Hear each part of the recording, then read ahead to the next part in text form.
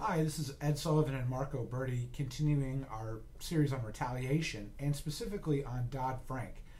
Mark, in our last video podcast, we talked a little bit about the basics of Dodd Frank, but here like to get in the weeds a little bit of the anti-retaliation provision of Dodd Frank.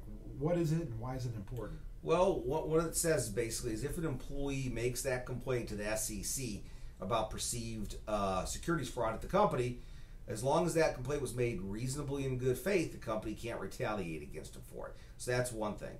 The provision of Dodd-Frank that covers retaliation also has a clause in there that essentially, and one court has actually held this back in September of this year, any Sarbanes-Oxley complaint that otherwise would have had to go through, but Sarbanes-Oxley requires you go through OSHA and an administrative procedure, can now be brought through Dodd-Frank.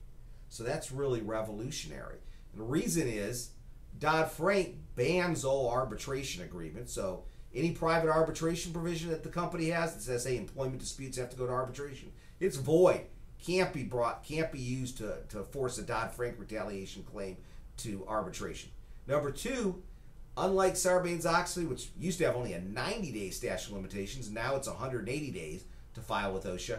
There's years, it's 2, 3, 6, up to 10 years possibly statute of limitations under Dodd-Frank.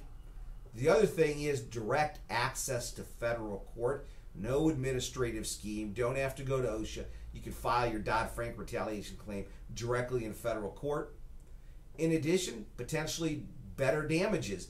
There's a liquidated damages scheme under Dodd-Frank, which isn't under SOX, so you typically would get double damages, kind of like the ADEA.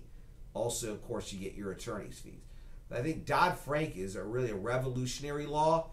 I think a large part is going to subsume SOX litigation, and it's something that companies going forward really, really need to pay attention to. And if you're interested in learning more about Dodd-Frank, please go to our website on our presentations page at osattorneys.com. You'll see a paper Mark's authored on this precise issue, and it's very helpful.